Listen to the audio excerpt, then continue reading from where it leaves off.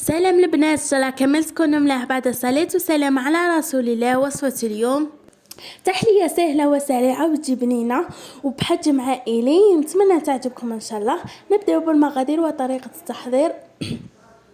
نعتذر على صوتي، راني شوية مريضة. 2 مغارف كبار تاع كاكاو وشوية تاع ماء، نخلطوهم مليح. هذا الخليط اللي درتو راح نضيفه على الكريمه اللي راح نديرها، يخفف من حلاوه تاعها ويعطي اوغو شباب. تحبوا ديروه تحبوا ما ديروهش. وها بعد ما خلطتو هاو القوام تاعو كيف يجي، راح نخليه ونبداو بالمقادير الاخرى تاع الكريمه. في الكريمه 2 كيسان شونتي، كاس ونص حليب، بطاطا يوردانيت والخليط اللي درناه قبيل.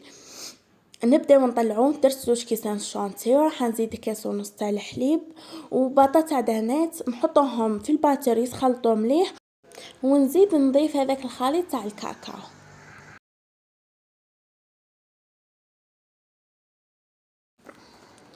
ولا هنا بعد ما طلعت الشونتي راح نضيف لها هذاك الخليط تاع الكاكاو، وراح هذا الخليط تاع الكاكاو يزيد واحد البنه روعه.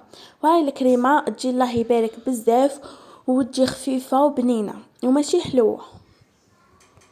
ولا هنا درت الكريمه في البوشادو ودرت شيكوله المرجان، ها هي درتها ثاني في البوشادو باه نديرها في وسط الطبقات. وقاطو سامبل تقدروا اي نوعيه تختاروها نتوما، ولا حليب. ولا هنا البلاطو راح نستخدمه، راح نشرب القاطو تاعنا في الحليب ونحطه في البلاطو نستفو. لهنا بعد ما كملت الطبقه الاولى راح ندير الطبقه الثانيه تاع الكريمه، وندير الكريمه على شكل خطوط ونسقمها بسباتيل. ولا هنا هاي الطبقه الثالثه تاع الكريمه راح نزيد الطبقه الرابعه هي شيكولا.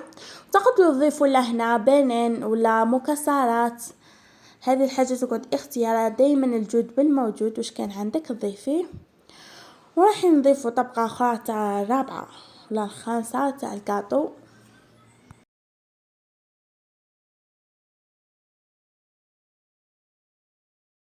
بعد ما خلصنا طبقه تاع الكاطو راح نزيد طبقه اخرى تاع الكريمه، واحنا رايحين حتى نكملوا البلاطو.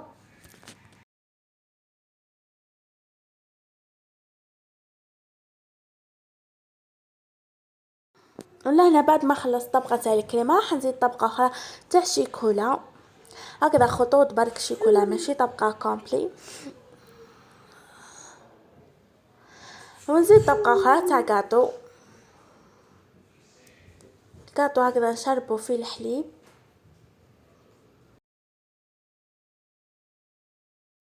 وهذه هي الطبقه الاخيره تاع الكاطو. ونزيد طبقه اخرى اخيره تاع الكريمه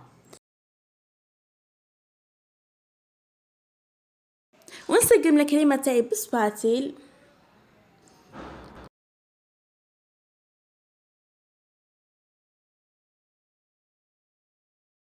والتزيين يقعد اختياري. انا الشيكولا اللي بقات لي برك درتها خطوط من الفوق، تحبوا ذوبوا شيكولا وديروها، تحبوا شيكولا هكذا مقطعه وديروها ثاني. التزيين يقعد اختياري، انا هذا ما درت. وهاي التحليه تاعنا بعد ما بردت تقدروا ديروها هكذا كحجم عائلي، تحبوا ثاني ديروها في ليفيغين كل واحد وحده ثاني تجي ملاحه. الكريمه تجي ماشي حلوه وخفيفه تهبل وسهله وسريعه وفي رمشه عين انت خادمتها ومفرحه بها داركم. ونعتذر للمره الثانيه ولا غرانيه مريضه شويه وما قدرتش ندير لكمش فيديو، وان شاء الله ينال اعجاب وتجربوها ان شاء الله وتكتبونا في الكومنتير. ما تنسونيش الاشتراك في القناه وتفعيل زر الجرس ولايك. بسلامه في فيديو الجاي ان شاء الله.